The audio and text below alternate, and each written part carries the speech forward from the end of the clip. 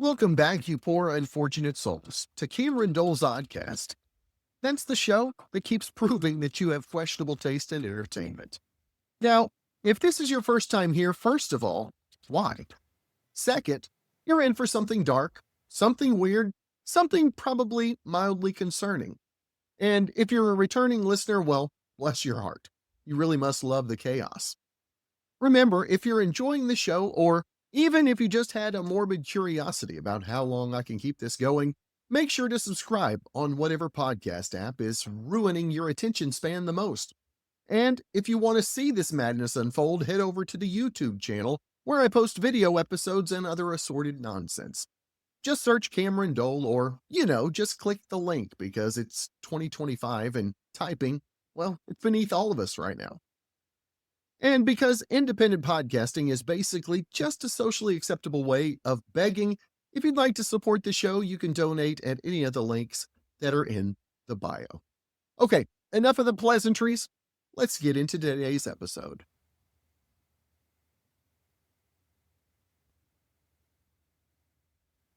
So picture this. We're taking a scenic flight over the majestic, icy wilderness of Alaska. Because nothing screams family bonding like strapping your children into a glorified soda can with wings and hurling yourselves into the meteorological blender that is Tustamina Lake. No GPS beacon, no tracking system, just good old-fashioned hope and let's wing it, which coincidentally is also how the plane decided to spend the next 12 hours, literally on a wing. The aircraft, a Piper PA-12 supercruiser, which sounds way more competent than it actually was, plummeted into a lake. It was so cold that it makes your ex's heart seem like a tropical breeze. It partially submerged, as if even the lake was unsure whether to accept this offering.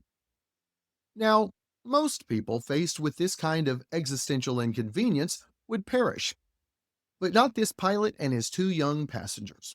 No, they chose chaos and survival by clinging to the wing of a half-drowned airplane for 12 hours in sub-zero winds, wearing the kind of outfits you'd choose for a brisk jog, not a live-action Frozen remake. Enter Terry Godus, Alaskan pilot, volunteer, and accidental hero who spotted a Facebook post. Because, of course, Facebook is now doubling as our national search and rescue coordination platform. He saw the post, squinted at the sky, and said, "Sure, I've got time to hunt for downed aircraft in the Arctic." Well, after flying over what he hoped was a plane wreckage and not a really elaborate piece of abstract ice sculpture, he realized, oh joy, there were people standing on it, waving. Because what else do you do when you're stranded in glacial soup? You wave, like you're greeting your Uber driver who's 10 minutes late and floating. Well, Terry did what anyone would do in this situation. Muttered a prayer and radioed in like a 1950s sci-fi movie protagonist contacting the mothership. Other pilots joined, including Dale Iker, who had better cell service. Thank you, random AT&T tower. And he also passed the coordinates along to troopers. The National Guard, presumably bored and waiting for a reason to deploy something with blades, launched a helicopter from Anchorage. But, plot twist, the rescue attempt nearly turned into a child-tossing competition when Rotor Wash started tossing the youngest girl around like a sock in a dryer. So they scrapped the hoist idea and did the rescue equivalent of a parallel park, easing up alongside the wing and gently plucking the survivors off one by one, like very cold, emotionally scarred ducks. Miraculously, the girls were surprisingly dry, which is a phrase you only use when you're too confused to be relieved. The pilot, however, had taken a personal dip in the lake and was hypothermic, which happens when your survival plan includes take a bath in glacier juice. Now, let's talk about this lake. Tustamina. It's the kind of place weather goes to be angry. With sudden wind shifts described as squirrely, meteorologist for you're going to die, it's not exactly the Lake Placid getaway that the family probably envisioned. It's surrounded by mountains, glaciers, and bad decisions. Oh, and the plane's tail refroze into the ice because Mother Nature, bless her soul, said, "You're not sinking today. I want to watch this one unfold." As for why the crash happened, well, the pilot hasn't reported yet, because of course he hasn't. He's either in the hospital, in therapy, or in hiding from the NTSB, who are politely but firmly trying to reach him like a debt collector with a clipboard. Now, in summary, a Facebook post started it. A volunteer pilot found it. A military helicopter finished it. And 3 people survived it. All while Alaska sat back with a glass of whiskey and whispered, "You're welcome."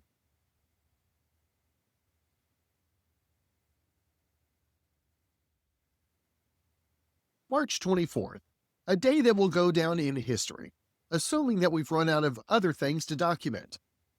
David Rush, a man who's made breaking obscure Guinness World Records his entire personality because hobbies like resting or not destroying things apparently just don't cut it anymore. Well, he just added another title to his resume. Man who threw basketballs behind his back so hard he accidentally vandalized the Guinness office. You see, while visiting the Guinness World Records headquarters in London, a place where dreams apparently go to be laminated and filed, well, Rush decided it was the perfect time to attempt the record for most behind the back basketball passes off a wall in 30 seconds. That's right, not shots, not points, just passing it at a wall. Because nothing screams athletic prowess like violently flinging a basketball behind you at drywall like you're mad at architecture. And since this is the Guinness headquarters, you'd think maybe, just maybe, they'd have a designated record-breaking wall. But no. Rush used the only available wall, the one with the official Guinness World Records logo on it. Yes, that wall, the sacred sigil, the very brand itself. Now, naturally, because gravity and consequences still exist, the logo promptly began disassembling itself mid-record, and as if it was even the wall was saying, absolutely not. Now, first, the star peels off, Rush wrote, no doubt surprised that a wall, when repeatedly assaulted with a basketball, might retaliate. Then pieces of the wooden logo start clattering to the floor. It sounded like a mini demolition zone.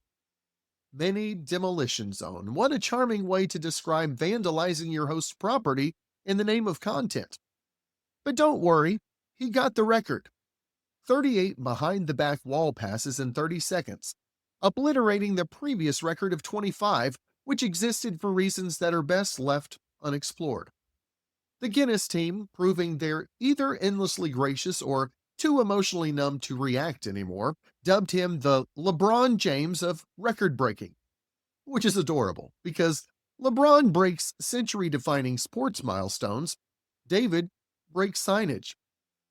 But to be fair, Rush did reflect on the irony. LeBron broke the NBA all-time scoring record. I broke a basketball record of my own, he wrote, proudly unaware that one of those records required decades of physical excellence and the other required 30 seconds, a hallway, and no adult supervision. So the recap. David Rush travels across the Atlantic, uses the literal logo wall of Guinness headquarters as target practice. He dismantles their branding with basketballs and calls it a win. He's even rewarded with a title comparing him to a generational athlete. And he leaves with another certificate, zero shame, and a room full of broken signage and broken dreams. Meanwhile, the rest of us are just sitting here wondering, what's the Guinness record for most eyeballs rolled at one man in under a minute? Because I think we're about to beat it.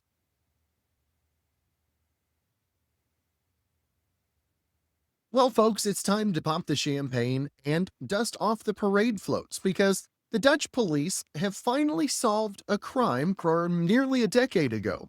Not because of tireless detective work, forensic breakthroughs, or a thrilling high speed chase. Oh no. The culprit? Guilt. The hero? An overactive conscience that just couldn't shut up. Let's rewind. The year was 2016, back when the world was slightly less of a flaming dumpster fire. A daring criminal mastermind, or maybe just a guy with questionable life choices and apparently no retirement plan, well, he walked into a gas station in the thrilling metropolis of Terneuzen, and he made off with hundreds of euros. Yes, you heard that right, hundreds. Truly, a sum so massive it could almost cover a month's rent. In 2016, the cashier, doing their best Sherlock Holmes impression, provided an extremely detailed description of the suspect. And the police, armed with this information and presumably some free time, launched an investigation. And nothing happened. For nearly 10 years. Enter our protagonist, now a 28-year-old in Arnhem, who, after nearly a decade of peaceful existence, decided, you know what? Maybe being a fugitive over a glorified snack money heist isn't the flex that I thought it was. So, gripped by an overwhelming sense of regret, or possibly just desperate for some excitement, he turned himself in, practically throwing himself at the feet of Dutch authorities like a Shakespearean tragic hero. But wait, it gets better. In a move that can only be described as audaciously adorable, he offered to pay back the money. Because, inflation totally hasn't made that amount completely irrelevant by now. The police, surely stunned that their cold case solved itself, are now carefully deliberating how to proceed. Do they punish him? Offer him a medal? For his commitment to delayed justice? Maybe sentence him to an evening of mild disappointment? Either way, let this be a lesson. Crime doesn't pay. But insomnia? That'll get you every time.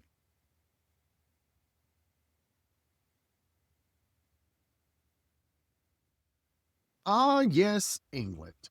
Cradle of literature, home of decorum, and now the stage for what can only be described as a hate crime against kindness itself. Because on the cold, sober night of March 2nd, well, sober for everyone else, two proud members of the Royal Air Force decided to engage in the noble military tradition of drunkenly drop-kicking a bronze bear.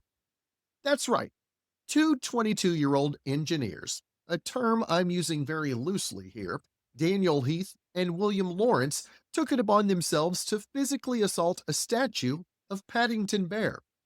And before you ask, there was no protest. No, they weren't radicalized by marmalade. They were just drunk and dumb. The incident occurred in Newbury, a lovely town best known as the birthplace of Paddington's creator, Michael Bond. You know, that guy who gave the world a thoughtful, polite, raincoat-wearing bear who believed in decency and sandwiches. Clearly, Heath and Lawrence saw that legacy and said, let's beat it with our boots. Caught on CCTV, the pair were seen yanking, kicking, and ultimately breaking Paddington in half, which, if you're keeping score, puts them one step below cartoon villains who tie damsels to railroad tracks. And like true criminal masterminds, they then hauled off half of Paddington away in a taxi, which is the kind of getaway plan that you'd expect from two men who genuinely thought that this night would end without charges. The statue, by the way, was one of 23 placed across England to celebrate the release of Paddington in Peru. It featured the bear gazing lovingly at the sky while holding a marmalade sandwich, a silent symbol of gentle reflection and emotional availability. Naturally, these two looked at it and thought, yeah, that's who we're fighting tonight. In court, Judge Sam Guzzi, who deserves hazard pay and possibly a stiff drink, told them they were the antithesis of everything Paddington stands for, which is the judicial version of saying, you are why we can't have nice things. Let's not forget, the label on Paddington's coat literally says, please look after this bear. And these two read that and went, "Challenge accepted." They were charged with criminal damage, a term that feels tragically insufficient when you've just maimed Britain's most emotionally intelligent bear. They were fined £2,725 each, or approximately one emotionally scarring lesson in the price of idiocy, and sentenced to community service. Now, hopefully, somewhere with no access to art, bronze, or feelings. And what about their employer? The Royal Air Force, ladies and gentlemen, an institution presumably built on honor and precision, issued a statement saying disciplinary action may be considered but won't be disclosed publicly, because nothing restores public confidence quite like vague bureaucratic shrugging. Now, meanwhile, the statue is being repaired because Paddington, unlike these two, is resilient, well loved, and made of materials stronger than their impulse control. So let's recap. Two grown men, military trained engineers, assaulted a bear, a fictional bear, a statue of a fictional bear, for no reason, and took it in a cab. And if that's not a metaphor for modern masculinity, I don't know what is.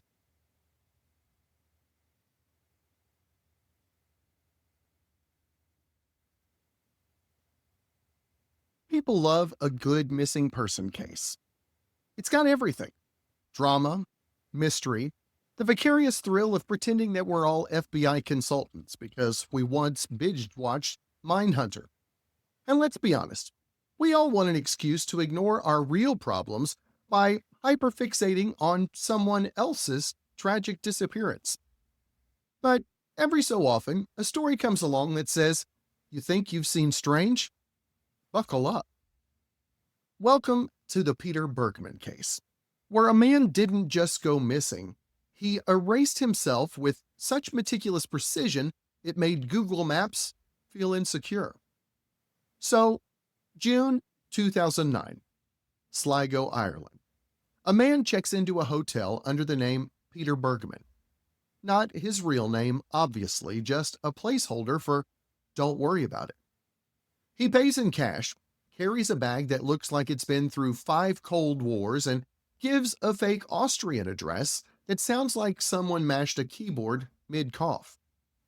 Hotel staff described him as polite, reserved, and German accented, which is code for mysterious but not in the sexy Netflix way, more in the "are we sure he's not a retired spy" kind of way.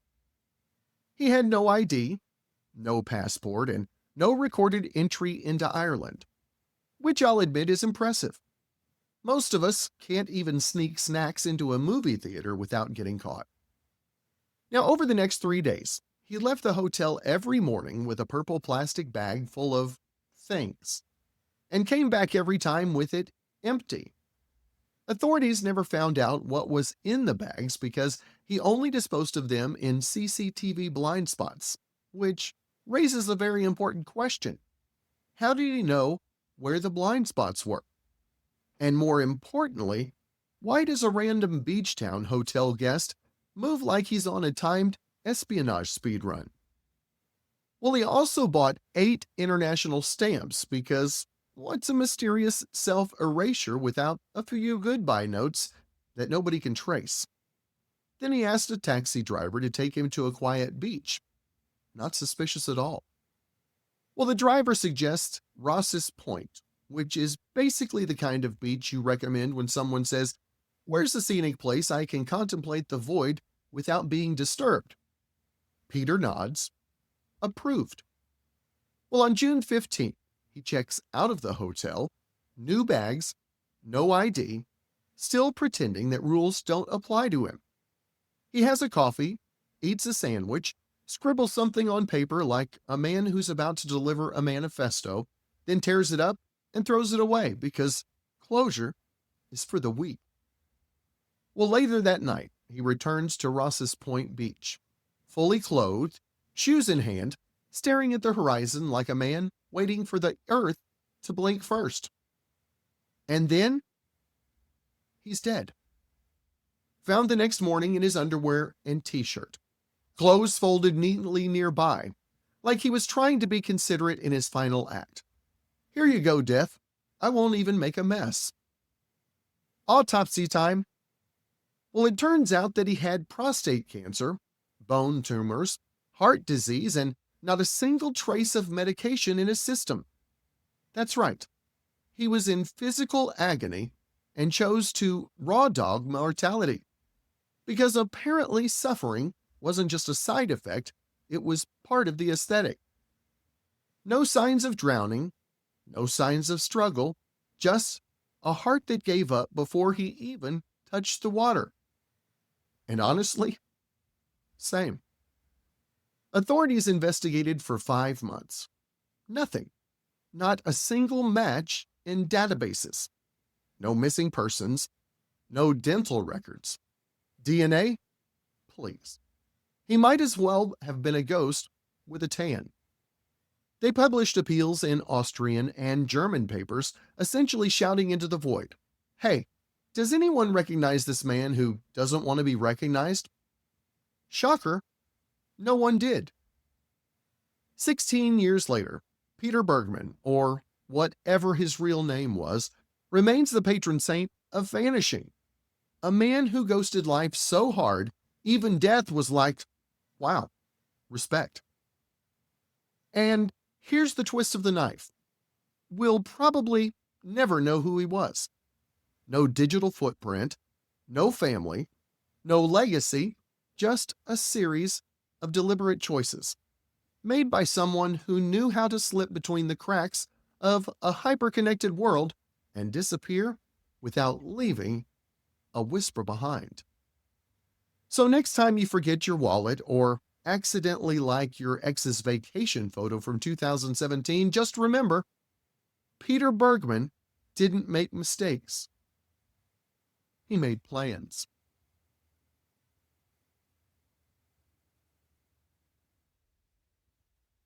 So your kid wants a pet? Why not just set your house on fire instead? Now, most kids eventually ask for a pet. It's a rite of passage. Some want a dog, which makes sense. They're loyal, affectionate, and won't actively try to outsmart you and destroy your life. Others want a cat, which, sure, will ignore your existence, but at least won't leave your house in ruins. Some truly delusional children ask for a rabbit, as if a sentient cotton ball with anxiety is anyone's idea of a good time. But then there's young Cal Clifford from Edmond, Oklahoma, who looked his parents dead in the eye and said, "I want an octopus." Now, at this point, the appropriate parental response should have been a firm, "No, you may not have an alien masquerading as a seafood in my house." Or, at the very least, grabbing 2 dogs and telling him to do the math. But instead, Cal's parents folded like a cheap lawn chair, and after years of stalling with stuffed animals and ocean-themed pajamas, they finally just caved. So, for his 9th birthday in late 2023, they brought home Terrence the octopus. Now, let's pause here and acknowledge something. Octopuses are the single most unsettling creatures on the planet. There is literally a scientist who has gone on record stating that if humans were to vanish, these brainy little horrors would be the first in line to claim the throne. And frankly, that's not even a conspiracy. It's just basic observation. Now consider this. Octopuses can camouflage, solve puzzles, escape locked containers, and even plan attacks. They can squeeze through spaces the size of a coin, meaning that no door, no tank, no human-made structure is actually safe. They are basically sentient phlegm with a PhD. But sure, great pet choice. What could possibly go wrong? Well, in the first plot twist, it's worse than you think. For a while, things seemed fine. Terrence, presumably biding its time before staging an aquatic coup, behaved. The family fell into a false sense of security. And then, surprise, Terrence was actually Terry. And Terry laid 50 eggs. Now, at this point, if I were the parents, I would have simply left town, changed my name, and started over. But instead of recognizing that the universe had just handed them an opportunity to evacuate their ill advised situation, the Cliffords embraced the madness. Now, here's the kicker: female octopuses die after laying their eggs, which in this case was both a biological fact and a painfully obvious metaphor for what was about to happen to the family's sanity, finances, and home. Because once those eggs hatched, well, it turns out finding homes for baby octopuses is slightly more complicated than giving away puppies. Who knew? Now, desperately trying to accommodate their ever growing cephalopod nightmare, the Cliffords attempted to set up additional aquariums. They went about as well as you'd expect. Their home suffered extensive water damage, electrical fires, and presumably a general sense of despair. At one point, Dad was so done with life that he bluntly told USA Today, "Do not get a pet octopus unless you're ready to lose sleep and your kids' college fund simultaneously," which is a refreshingly honest way of saying, "I am living in my own personal horror movie. Please send help." Well, Terry, as expected, did not live to see the disaster she had unleashed upon her human captors. She passed away in April of 2024, leaving behind 50 tiny, highly intelligent burdens. And instead of taking this as a sign to never make a decision again, the family chose to continue raising them. Because at this point, why not double down? Well, their ongoing descent into financial and emotional ruin can be followed on their TikTok account, where they document the experience of raising an army of many sea demons in a house that was not designed to double as an aquarium. And if there's a moral to this story, it's this: if your child ever asks for a pet octopus, just buy them a stuffed animal and tell them it's allergic to water. Or better yet, just get them a dog. Or, some therapy.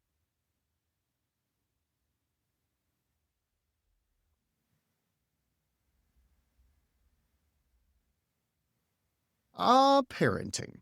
That sacred responsibility where you nurture, protect, and if you're Kimberly Cruz Feliciano, allegedly strap an electric dog shock collar to your child like you're training them for the Westminster Sadness Show. Yes, folks, New Jersey strikes again, adding yet another line to its growing resume of "please stop making headlines." According to the Cape May County Prosecutor's Office, who I imagine are exhausted by this point, the case kicked off on March 17th, when a child showed up to school with visible marks.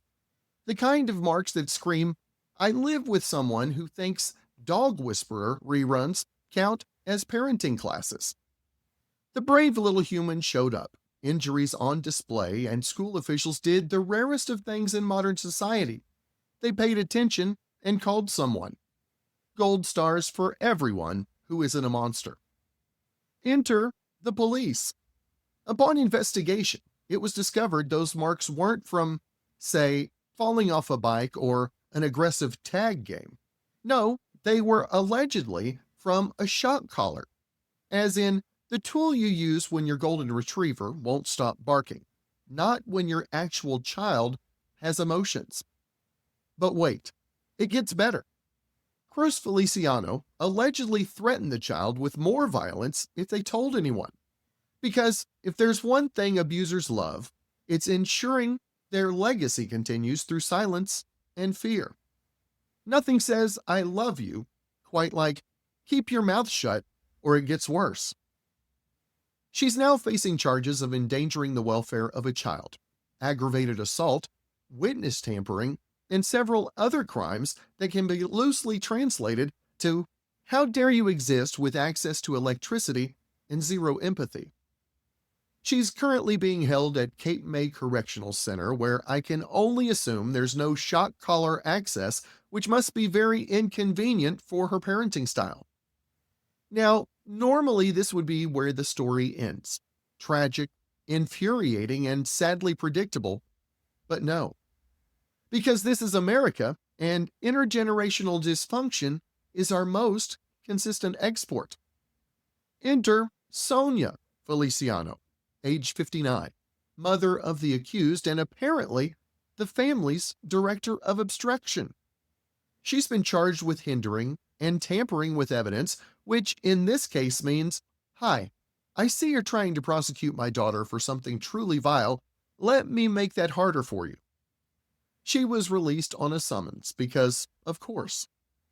Why not go home and make some coffee while investigators try to figure out what exactly she thought she was protecting? In a statement, prosecutor Jeffrey H. Sutherland said they take these cases with the utmost seriousness, which is great because it's hard to know how else to process mom uses dog shock collar on child other than with total existential horror and a sight of litigation. Now, to sum it up, a child got abused. The mother allegedly treated them like a Labrador with boundary issues. The grandmother tried to sweep it under the world's most grotesque rug. And a school saved the day again, because apparently teachers are the last functioning line of moral defense in this country. So, here's your public service reminder. If your idea of discipline involves a remote control and voltage settings, maybe, and this is just a suggestion, don't have children. Try a houseplant, or therapy, or maybe even both. And just like that, another episode of Cameron Dole's OddCast has crawled its way into your brain and set up camp. Well, if you somehow enjoyed this fever dream, subscribe on your favorite podcast platform so you don't miss future episodes. And if you didn't enjoy it, well, what are you still doing here? That's on you. For the full visual experience, go to the YouTube channel where you can watch me say all this nonsense with my actual face. While you're there, subscribe, leave a comment, and confuse the algorithm by interacting in a way that suggests this is quality content. Would you like to support the show? Send some donations my way. Got links in the page bio, or even check out my Patreon as well. Of course, you can follow me on all the social media for updates, behind the scenes, and the occasional existential crisis. You can find all the links in the show notes because I know you're not going to remember them. Well, that is it for this episode. Go forth and make bad decisions. I'll see you next time.